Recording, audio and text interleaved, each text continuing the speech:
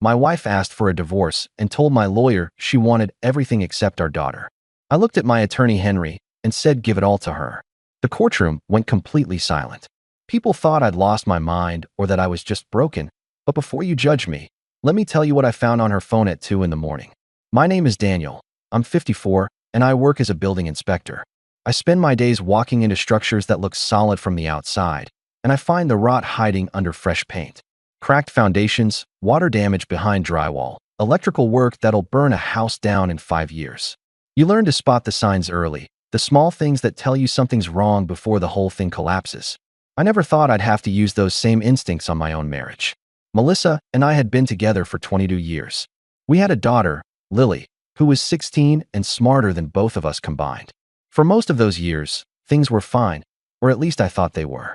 Melissa worked part-time at a dental office, handled the house, did the mom thing. We weren't rich, but we were stable. Then about 10 months ago, she told me she wanted to start a business. Home staging, she called it.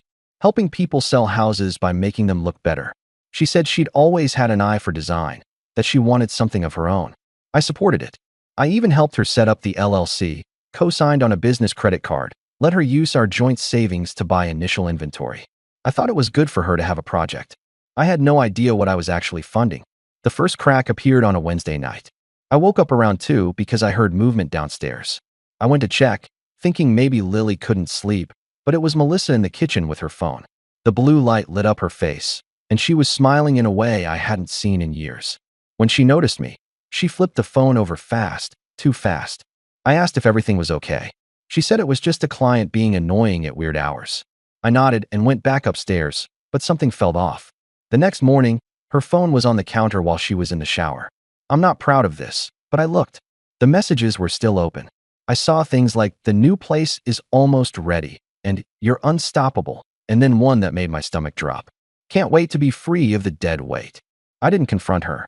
I didn't yell or throw the phone or demand explanations. I just put it back down, made coffee, and went to work. Because I've learned that when you find a problem in a structure, you don't start swinging a hammer right away.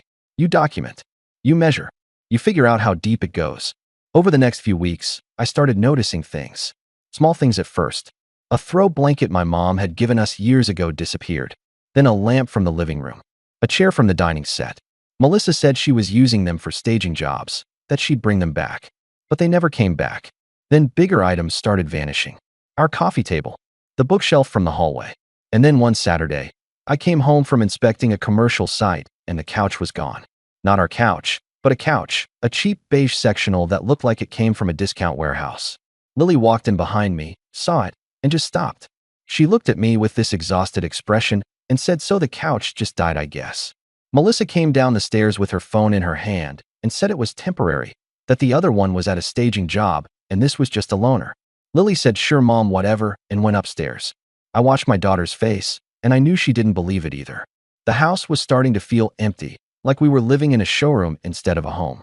But I still didn't say anything. I kept watching. Then about 2 weeks later, Lily came into my home office with her laptop. She had this nervous energy, like she didn't want to tell me, but felt like she had to. She turned the screen toward me and said, "Dad, I found something weird." It was Facebook Marketplace. Melissa was selling our stuff, our furniture, our belongings, under a fake name. The account wasn't hers. It was listed under Jennifer Callahan, but the photos were taken in our house. I could see our walls, our floors. There was the throw blanket, the lamp, the coffee table, all listed as gently used, with prices that were way below what they were worth. Lily asked if I knew about this. I told her I didn't. She asked if she should say something to her mom. I told her no, let me handle it. I took screenshots of everything. I made a folder on my computer, started keeping track. This wasn't staging. This was liquidation. She was selling off our home piece by piece, and she was hiding it. Then the real punch came.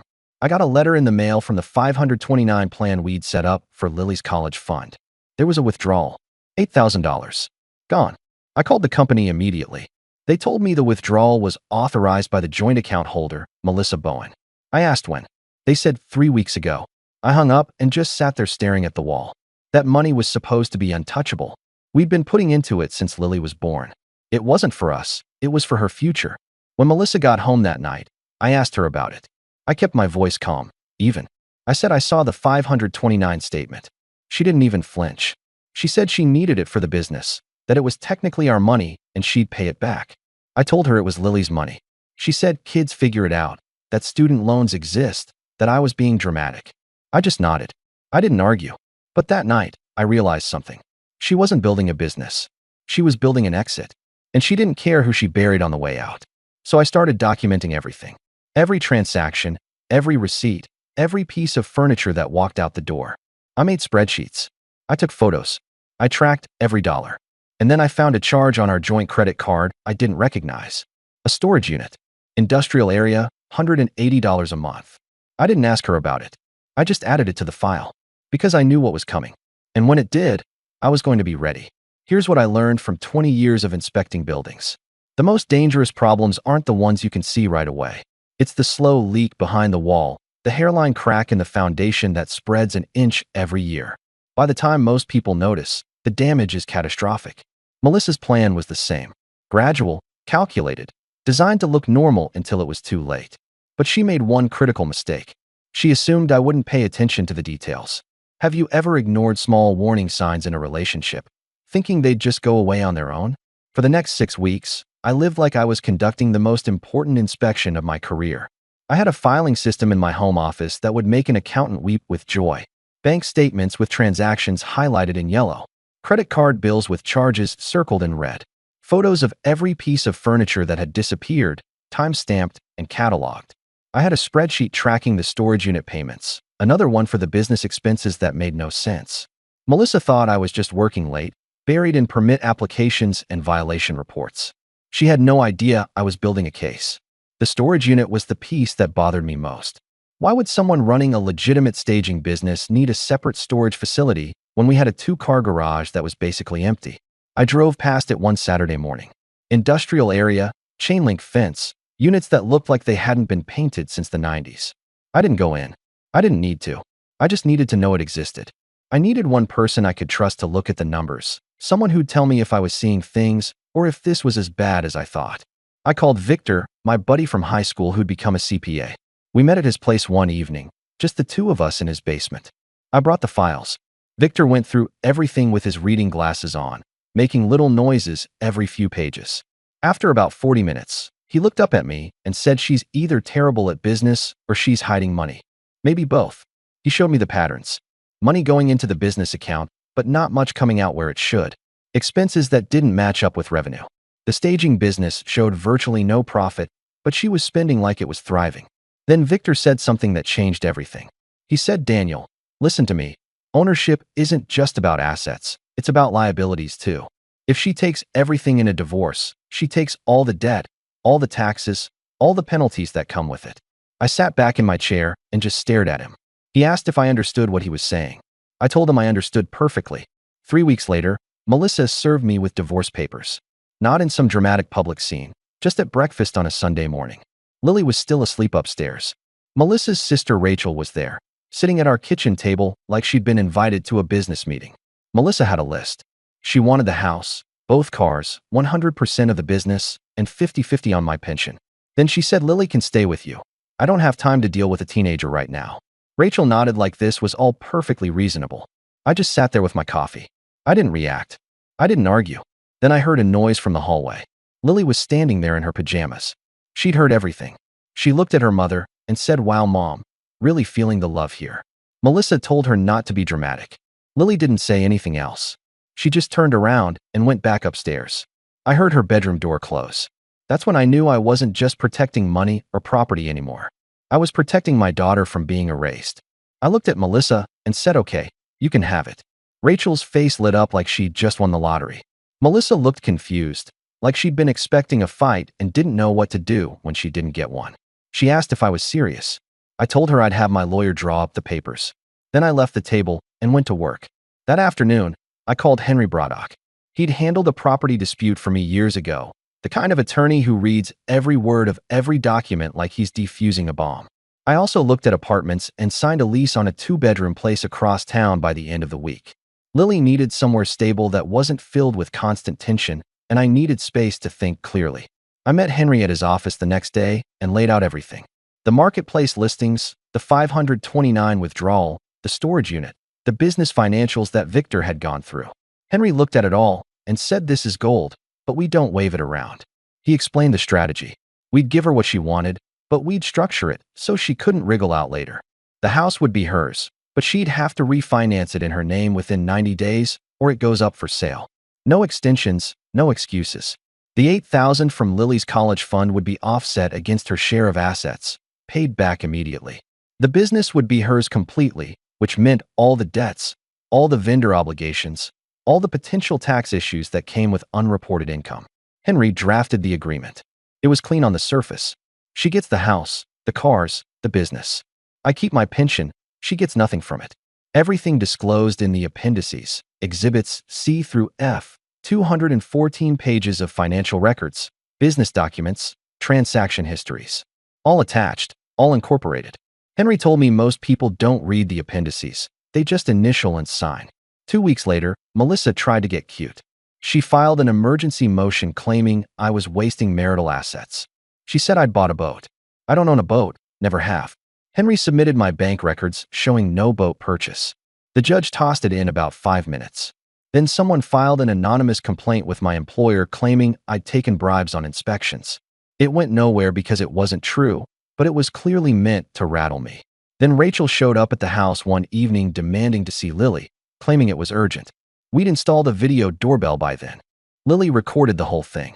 Rachel spent 10 minutes at the door insisting Melissa had rights, that I was poisoning Lily against her mother. Lily told her through the intercom that if her mom wanted to talk, she could call like a normal person. Rachel finally left. Henry said, "Keep all of it. This is leverage if we need it." The mediation was scheduled for early June. We met at a conference room downtown. Melissa showed up with her lawyer, Sophia Holt, who had a reputation for being aggressive but not particularly detail-oriented. Rachel was there too, sitting behind Melissa like a coach. Sophia had the settlement agreement in front of her. She was flipping through pages fast, barely stopping. Henry sat next to me, completely calm. The mediator went through the terms. Melissa gets sole ownership of the house, the cars, the business assets. I get my pension, no split. Custody of Lily stays with me. $8,000 offset for the college fund withdrawal. Rachel was leaning forward whispering to Melissa, something about how the pension was where my real money was and she should fight for it. Melissa ignored her. She was too focused on the house, the cars, the idea of keeping everything. Sophia got to the signature page and pointed. She told Melissa to initial here, here, and here, then sign at the bottom. I watched Melissa sign without reading a single appendix. Sophia barely glanced at them either. Henry cleared his throat and said, just to confirm, Exhibits C through F are incorporated as attached, all 214 pages. The mediator asked if both parties acknowledged receipt and review. I said yes. Melissa said yes. Sophia said yes. Henry made a note. The final hearing was set for June 14th in front of Judge Miller. We all stood up. Melissa looked at me with this little smile, like she'd just played me. Rachel squeezed her shoulder. They walked out looking like they'd won. Henry packed up his briefcase and said she has no idea what she just signed. I asked if he was sure this would hold. He said, "Daniel, not reading properly disclosed documents isn't grounds for appeal. It's malpractice, and that's her lawyer's problem, not ours." We left the building. I sat in my truck for a few minutes. Lily texted asking how it went. I told her I'd explain at home. She sent back a thumbs up. I started the engine and pulled out of the parking lot. Melissa thought she'd won. She had no clue what was buried in those appendices. And in 10 days, Judge Miller was going to read them out loud. Let me pause here and ask you something. When someone demands everything in a divorce, what are they really asking for? Most people think it's just about money or property. But here's the truth. They're asking to own the consequences too. Every debt, every obligation, every mistake they made that they think is hidden. Melissa wanted control. What she got was accountability. Would you have done the same thing? Or would you have fought to keep what was yours? The morning of June 14th, I woke up at 5:30 and couldn't fall back asleep. I made coffee, sat at the kitchen table, and watched the sun come up through the window. Lily came down around 6, already dressed. She asked if I was nervous. I told her no, just ready for it to be over. She poured herself orange juice and said, "Dad, whatever happens today, I'm glad I'm here with you." I didn't trust myself to say much, so I just nodded. We got to the courthouse at 8:45. Henry was waiting outside the courtroom in his usual dark suit, briefcase in hand. He asked if I was ready. I told him I'd been ready for months. Lily squeezed my arm and said she'd wait in the hallway. She didn't want to be in the room when it all went down. We walked in and took our seats at the table on the left. Melissa was already there on the right side with Sophia. Rachel was in the first row behind them, dressed like she was attending a wedding. Melissa looked confident, relaxed even. She glanced over at me once, and there was that same little smile from the mediation. Sophia had a thin folder in front of her. Henry had 3 binders stacked neatly, each one tabbed and labeled. Judge Miller came in at 9 on the dot. Everyone stood. She was in her early 60s, gray hair pulled back, the kind of judge who'd seen every trick in the book and had no patience for nonsense.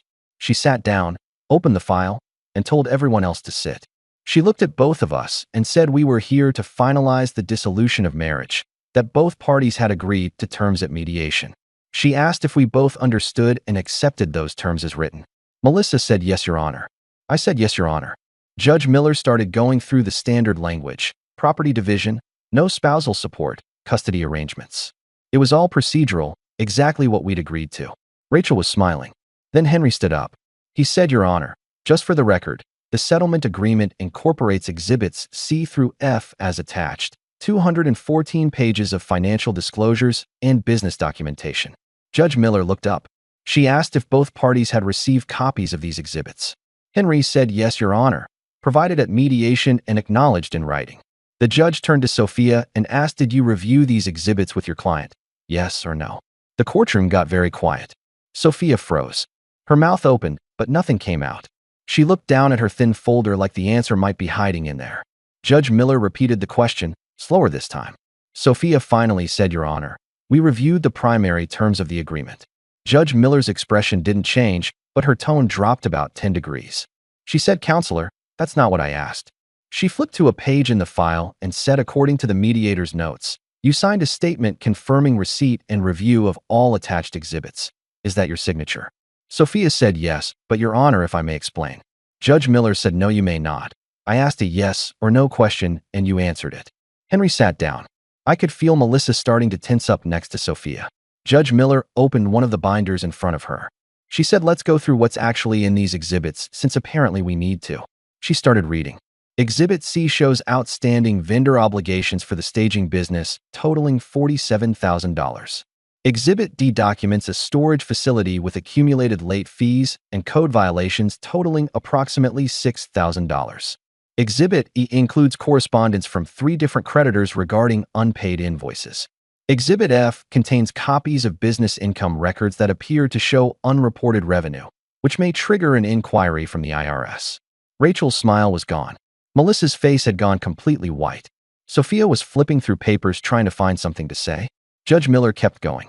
She said, "Mrs. Bowen, you agreed to take sole ownership of the business and all assets associated with it, which means you also took sole responsibility for all debts, obligations, and potential tax liabilities associated with those assets. Do you understand that now?"